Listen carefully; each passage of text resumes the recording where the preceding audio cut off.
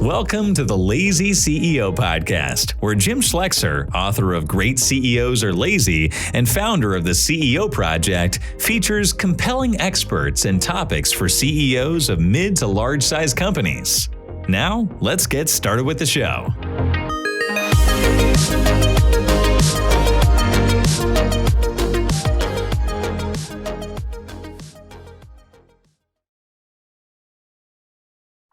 Welcome, everybody, to another Lazy CEO podcast. I'm Jim Schlexer. I'm your host. I'm the CEO of the CEO Project. We work with CEOs of a variety of sizes on their most difficult issues. But today we're going to talk about one that I think everybody's concerned about, and that is building a predictable growth engine into your business. I think particularly we see this when the CEO did not come from sales and marketing.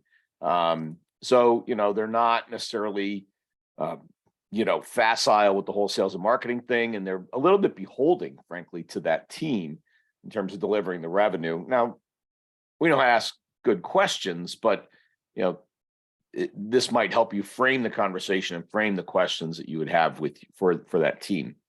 So the first thing to think about is there is a grid that was developed by Bain Consulting. And it's pretty simple. Some of you probably know it, but it goes customers on one axis and product on the other, new and old for each one.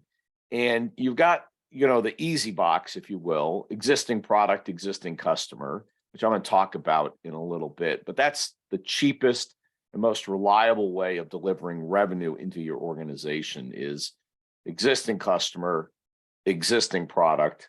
And we'll get into that in a second. And then you go to new customer, existing product. That's obviously got more risk because we don't know the client and does take time. There's some analysis that says the cost of acquiring a customer and selling them something versus the cost of selling something to an existing client is 4 times higher. In other words, it's 20% of the cost to keep and sell to an existing client versus get a new client. But, that's the sexy stuff. We're all about, hey, let's add new logos, let's add new clients, but that's actually really expensive to do. And then you go to new product, right? New product, existing client, that's relatively lower risk, but it does take a while because they have to go through some sort of acceptance and sign up and maybe change from an existing supplier. And then the hard one, and a lot of us focus on this, maybe inappropriately so, but it's new product, new market or new customer. And this is the hardest, takes the most money, takes the most time. And in terms of thinking about a predictable revenue growth engine, it is not particularly useful. And I'm not saying you shouldn't do it because you need to renew both your customers and your product over time.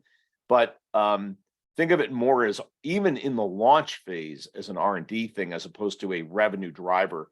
And I've seen, budgets and, so forth that are based on a new product that we're launching to new clients, and that's going to make our year.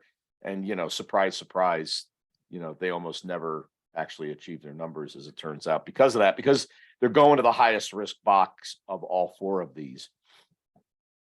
So let's start with existing customers, existing products for a second. The first element of growth, when I think about stacking up the things that add to growth, the first one is retention. And, I'm a huge fan of recurring revenue. I talk about it all the time. And obviously, we want to see as much recurring revenue as possible in your business model, or at a minimum, strong repeat revenue of clients that, you kind of count on to come back to you every year if it's, for example, a consumable. But retention of clients is the cheapest way to get revenue. You think about losing a client. Every time you do that, you've created a hole that you have to then go fill before you get to grow. And so spending money on retention is very, very high value and very high rate of return investment. And there's 3 or 4 components of retention that are worth thinking about. Like, why do people leave you in the relationship? And this is whether it's recurring revenue or non-recurring revenue, just generically, they choose not to do business with you anymore. So, the 4 are, the first one is you need to have a competitive offer. And this means a realistic assessment of the landscape of what's out there and what the options are. And, almost like what I like to do is sometimes say, okay, I'm my target client and I'm in the need for something like you make. And what would I search for? Who would I find? What would they say? What would be compelling? And and sometimes marketing and what it really is different. And let's be clear, the problem is marketing works, even if frankly, they're not telling the truth. And that's a problem because I know a lot of times I've done this exercise with people and I go, well, look, your client says that they've got everything you have. And they go, and of course, the more technical leaders go, no, they don't. It's not as good. Doesn't do this, doesn't do that. I'm like, well, their marketing doesn't say that. And if I'm a client, I look at their marketing and that's what it says. So you're at a parity or maybe a disadvantage on the marketing. So you need to have a product that is competitive in the market first. Now you have some advantages on that. It doesn't have to be exactly the same. You could almost be a little bit behind if it is an existing client. But when we get to new clients, you will have to have some level of advantage. The second one, besides a competitive product in the market, is build trust. And the way we build trust with clients, it's really stupid simple. We do what we say we're going to do. And there's a lot of research on this that says, look, if you've got somebody that does what they say they're going to do, those are the kind of people you want to do business with. And that builds trust for when you have a boo-boo, which you will, you can recover from it because they trust you. I like to think of this when I talk about do what you say you're going to do, like a contractor. And, heaven help me if I could find a contractor who always did exactly what they said they were going to do. That individual would have millions and millions and millions of dollars of business because I would refer everybody I know to them because so few of them, frankly, do. And so if you're an organization that if we say something, we do it, and we consistently meet our obligations, you'll build trust in clients and therefore a desire to continue the relationship. Kind of alongside that is how they feel about the relationship. And this is almost a cultural match. Do they match your culture? But are they treated with respect in the right way when they engage? And that means the receptionists, the customer service people, the engineers, the salespeople, name it. They engage with the people in a way that they would want to be treated. And that's like a really soft and squishy thing. My background's engineering, but it's actually true because that's part of the relationship. Trust is part of it. Do what we say we're going to do, but also how it feels, how we treat them is relevant to do we continue doing business with this firm? You can imagine, and we probably all have suppliers like this that the product is awesome, the price is right, and they are just a giant pain in the butt to deal with. Like we grit our teeth when we get on the phone with these people because they're just so difficult. And that's negative. That's friction against an ongoing relationship. You could find somebody that had good product, right price, and they were easy to do business with. You'd move your business over that. And so it's actually a very relevant item. And then the final one is switching costs. And here there are a couple of elements. And you think about how hard it is to change like an ERP system or an accounting system or frankly, even your cable provider. And there are designed in friction points to make it difficult to move from one supplier to another. But the biggest single one that we can identify is a mutual investment in the relationship. So for example, they've spent time to make their systems adapt well to your product. You've done the same for them. You guys have, established ongoing working meetings together, both like between your engineers or your marketing people or whatever. And so there's this investment in the relationship that causes it to continue. So that's the fourth one. Investment in the relationship increases the switching costs. So spend a lot of time on retention. If you don't have sort of 90+% retention, then there's work to be done here because you're creating this hole all the time. We worked with one firm in the service-enabled or software-enabled service space, and they had, when we first started working with them, their retention rate was like 62%. So they had to go literally sell 40% of last year's revenue effectively before they began to grow a nickel. And it's just disastrous. So they spent giant amounts of money in acquiring new clients only to have them leak out the bottom of the bucket. Basically, they had a leaky bucket that they were putting water into. So job one as a leader is fix the bucket, get the retention at sort of 90+%. That means you are, it is the ultimate sign of referability. People talk about net promoter score and all this crazy stuff? And my answer is, if I've got a recurring revenue business and people come back at over 90%, I don't really need to know what the net promoter score is. They vote with their dollars effectively. So retention is number one.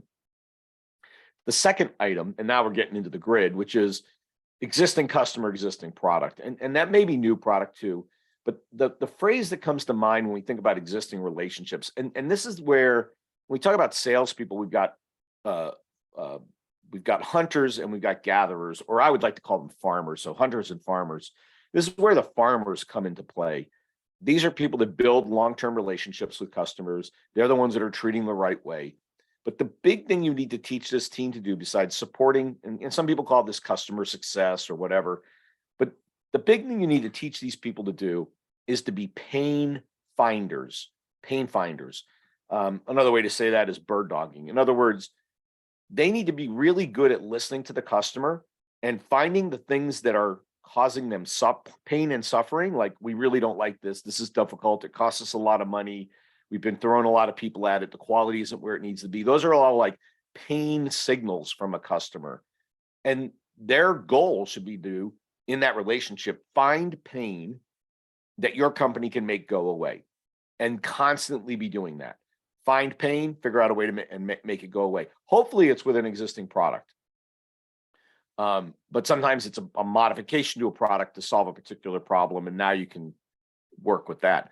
One of the things that I like to do when I was thinking about growing existing clients is I would build a matrix of all of my clients, and on the other side, I would have all of my products and offerings that I had, and just build the grid of who's buying what.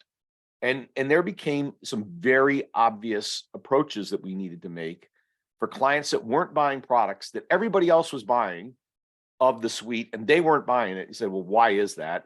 And then we would go resolve that. Now, sometimes the answer is there are good reasons why they're not buying that particular product or service from you, but at least you need to drive every single one of those boxes to ground to know why they're not buying it, and do what you can to try to get them to engage with you in that relationship. But that can drive growth all by itself. The other thing here is, when we have sort of sales and support, or sales and service, or sales and delivery in a professional services model, a lot of times we see in the professional services space that the service people go, ew, sales, icky. We don't do that. Like, we're smart and professional, and we don't do sales because that's for, slimy people. Well, bullshit, I declare. But really, when you think about it in terms of pain finding, and sometimes we have to reframe selling for this group of people so that they will do it, which is, if you had a friend and they were in pain, would you try to help them? And they go, well, of course I would. Okay, well, that's all we're asking you to do. Find clients that have something that's painful, costs a lot of money, doesn't deliver quality, difficult to do, whatever it might be, and help them make that better. Why wouldn't you want to do that? And sometimes that just little reframing of what sales is actually helping, causes them to be more open to this idea. So that's really existing client growth. And so I would enter, a budget cycle, for example, with a very clear goal of, who am I going to talk to? What products aren't they buying? And I'm going to go figure out why they're not buying it, or get them to buy those products. You might put a 50% success rate on this stuff. It's not 100%, but at least it gives you a really easy, high probability roadmap to deliver clients to drive growth.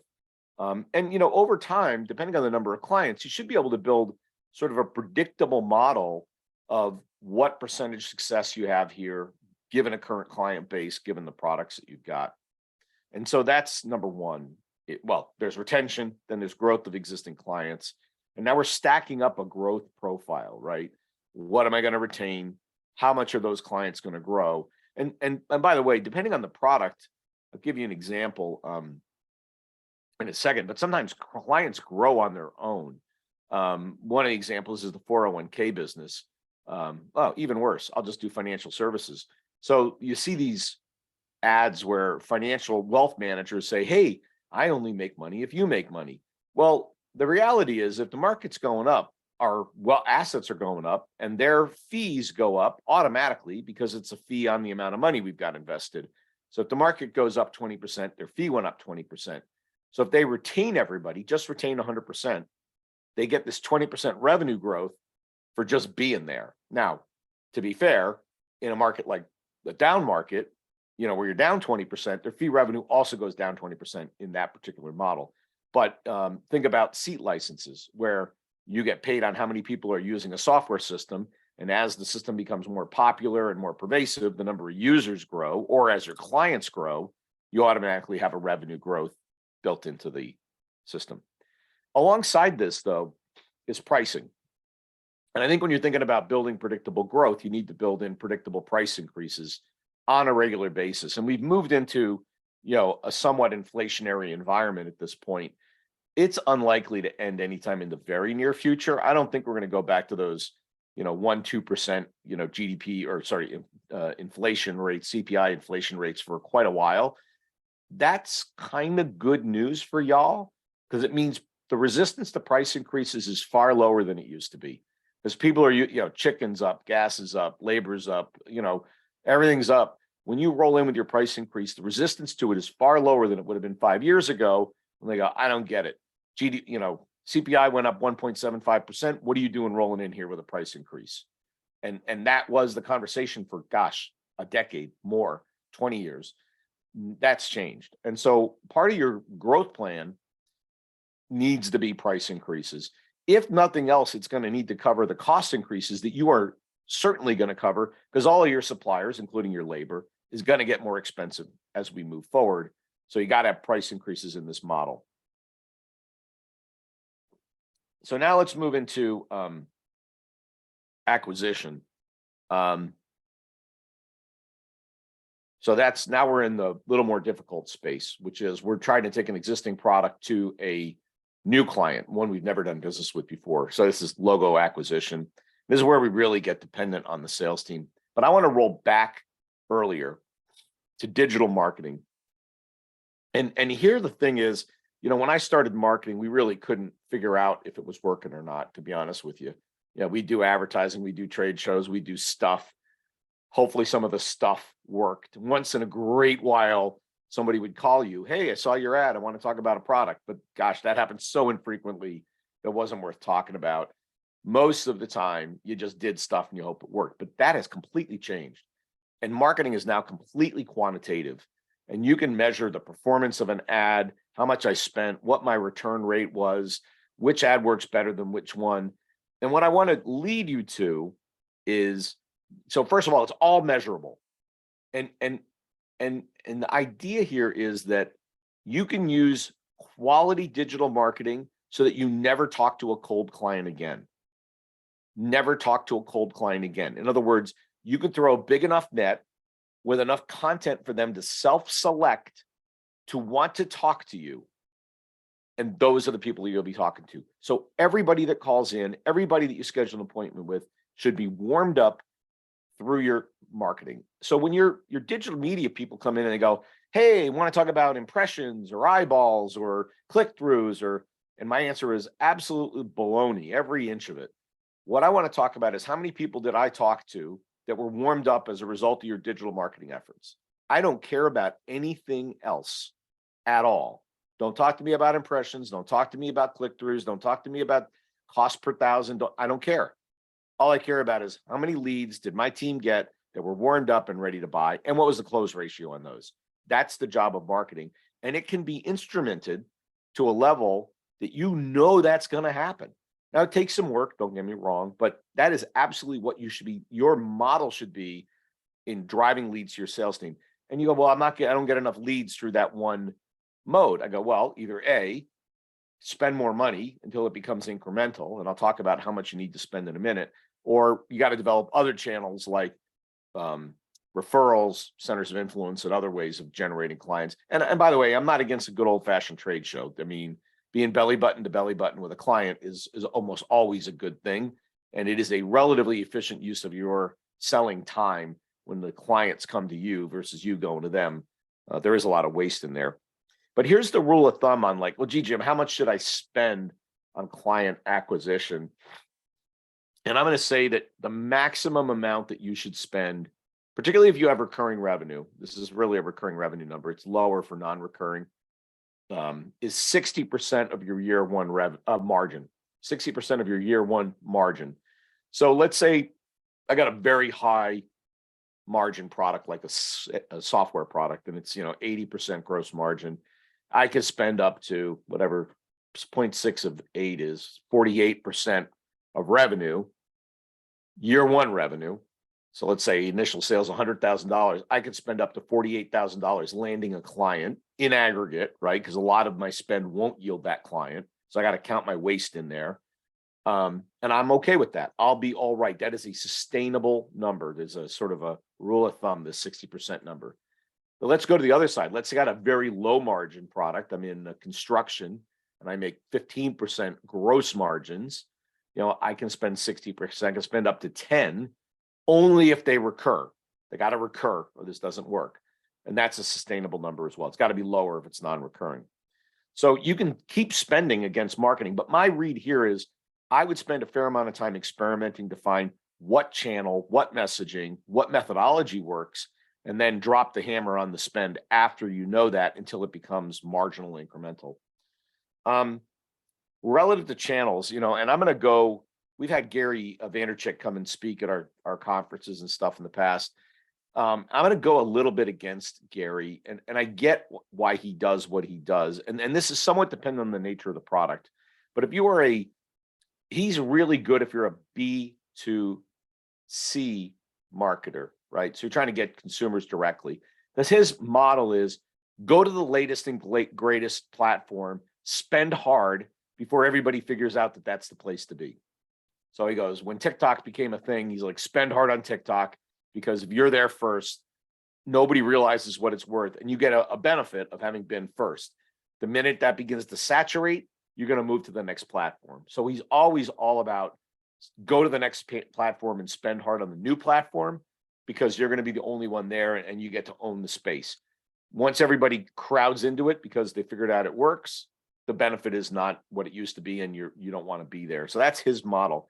But I actually think for B2B, which is where a lot of our clients, and I think that probably does work for B2C, by the way. Influencers, TikTok, Facebook, Twitter. But for B2B, which a lot of our clients are, really, there is only one place to be, in my estimation, which is LinkedIn. I think TikTok has a little bit of potential here, but not a ton, frankly. And Twitter, not so much. We've done Twitter for years, and it does not yield clients. It's interesting, but I don't think it yields clients. LinkedIn, on the other hand, works. And so I think when you think about LinkedIn, there's maybe a couple of elements here. First, and pre-LinkedIn, you need to try to aggregate an email list of target clients, perfect clients, if you can. Ideally, 5,000, 10,000, 20,000, 40,000 of your target clients would be optimal. You can do that through newsletters. I think the best way to do it is through offers, through probably LinkedIn. Hey, we'll send you a chapter of our book on fill in the blank, relevant topic to people in your industry. And in exchange, you get their email, and you do that. I'll give you data, you give me your email, and then you've now got them for this effort that I'm going to talk about. But so part of the marketing here is a conscious list building effort of exactly your qualified and targeted clients, because you're going to use that. And here's how you use it on LinkedIn. When doing LinkedIn, I'm going to tell you, ads don't work. Posting stuff till your ears turn blue doesn't work, although there's a brand value, kind of an overarching brand value to that, but it fundamentally doesn't work to drive clients to you. There is one thing in our experience that works on LinkedIn to drive clients in a warmed up way to you, and that is sponsored content. So you're going to build content, quality content, driving it to particular people, but more importantly, retargeting. So within LinkedIn, there is an ability to take an email list. That's why we built the email list a few minutes ago of exactly who you want. You load that in, and as long as those emails are the same as the one they use for their LinkedIn target, their LinkedIn profile, you now know who that person is, and you know everything about them. And you can target them so that they preferentially see your content, your ads, your offers, your lead generation efforts, and that generates clients. Because what happens is I'm only spending money and talking to people that I actually really want to talk to. There is no spray, or limited spray, in that effort. If I put up ads, some people will go through the LinkedIn sort of based on demographics, target a certain kind of client. And I'm going to tell you that it is in their interest to overstate that by a pretty good factor. I'm going to say they overstate the target audience by a factor of at least 10. So if there are 200,000 people in your target audience, when you do the demographic work on LinkedIn to try to narrow down to your audience, it'll show 2 million, maybe more. And so you're going to be spraying on people that have no interest in buying your product or not your target client. But email retargeting, you can be very, very precise, very targeted in your effort and not waste money. It costs a little bit more money per, but the yield is higher and you're not wasting time. So I'm going to advocate something like that, or direct contact through newsletters is also potentially effective if they're decent. And the goal here is to generate the only people that are talking to my salespeople are already warmed up. They already knew who I am and they know why we're on the phone. And I'm going to tell you that changes your close rate by a factor of probably 3 in our experience of going from cold to warmed up all the time. Now, your sales force may not be quite as busy, and you kind of have to wrap your head around the fact that they are being more effective, because while they're less busy, they yield more net clients because the close rate is higher, even though they're not working quite as hard. But it feels like a win for everybody, frankly. So this can be predictable. This can be repeatable. This can be X dollars of spend yield Y dollars of clients. And that can be part of your acquisition engine when you're trying to drive new things. On the other side, particularly for major account work, I'm very big on targeting accounts. So if we've got, a space in healthcare, hospitals, let's say, and we generally deal with, multi-unit systems, well, you can make a list of the systems you're not doing business with. And the job of the sales force is to penetrate those the good old fashioned way, through finding people, making connections and trying to find the pain points in there. That's harder. But for high value sales, that is generally how you're going to go. So either you need a very predictable sort of digital marketing effort to warm people up and drive warm leads to your client base, to your salespeople, or a very focused, targeted marketing effort, targeted sales effort. And by the way, let me say that these two things can work in conjunction with each other. Let's say that I've identified the top 20 hospital networks that I want to talk to. I can make an effort to figure out the emails of those people. It's not that hard to backward engineer emails, figure out the addresses of the top 20 or 30 executives in each of those 20 enterprises. It's now 600 people that I want to talk to. And then I can do retargeting on LinkedIn so that I am super present in their LinkedIn feed. They're going to think that you rule the universe because every time they open up LinkedIn, you are present. So when you make the approach, the ground has been softened up for your sales team through a very tactical, very targeted LinkedIn effort to exactly who you want to be talking to. So it can be used in a sort of a precision bombing way, as well as a more broad-based way that I described in conjunction with a sales effort. And the problem here is predictability. I think over time, any of these build a little bit of predictability, but when I'm building sort of where am I going to be next year, you're going to have to take a guesstimate. And I always estimate low on the probability of success. Here's a case where you don't want to listen to your sales force. Salespeople are intrinsically optimistic. And I've seen, and I've made the mistake where I took my sales force's forecasts and what they thought they would do on particularly closing new clients. I stacked it all up and said, there's my number for next year. Off we go. And the only thing I can tell you is that is an absolute formula to miss your numbers badly. So it's okay to talk to the sales team and try to come up with what are we going to do? What are these new accounts? What might they yield out of these 20 that we've got out there?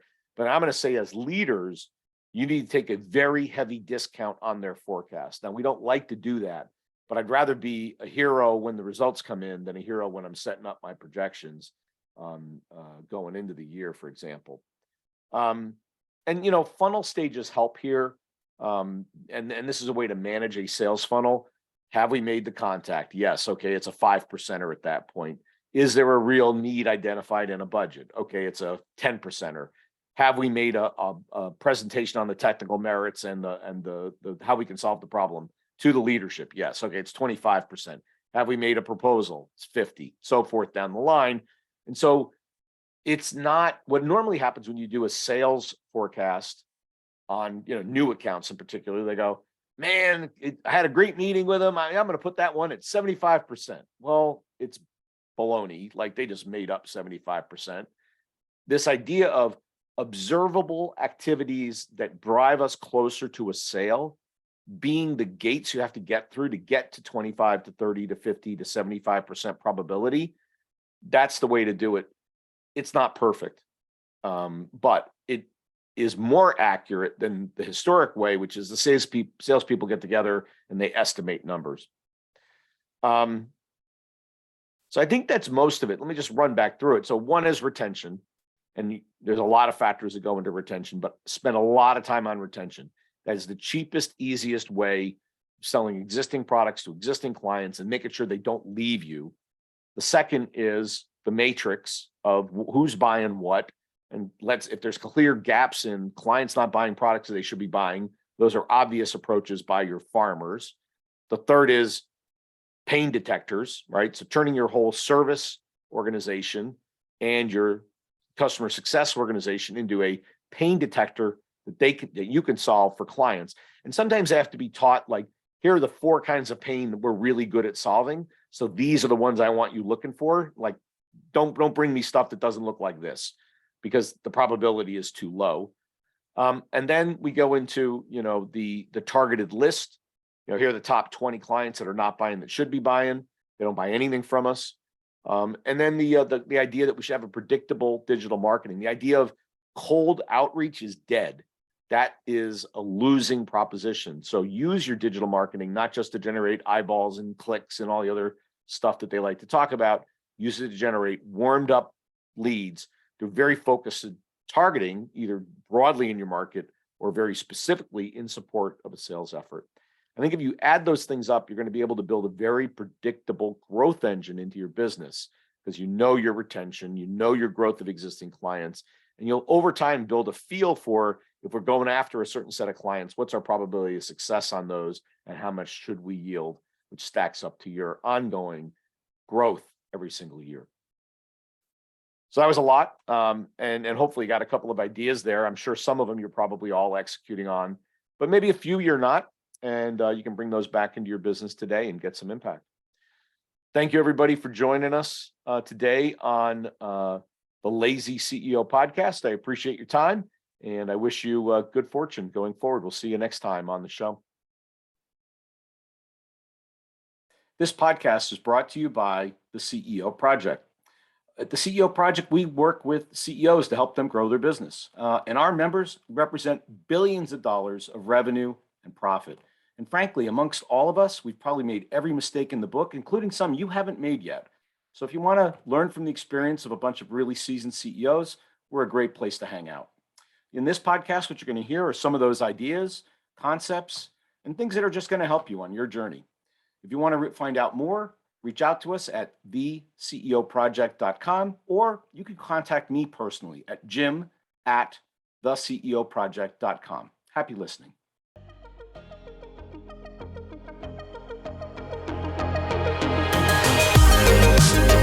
Thanks for listening to the Lazy CEO podcast. We'll see you next time, and be sure to click subscribe to get future episodes, and check out our website, www.theceoproject.com.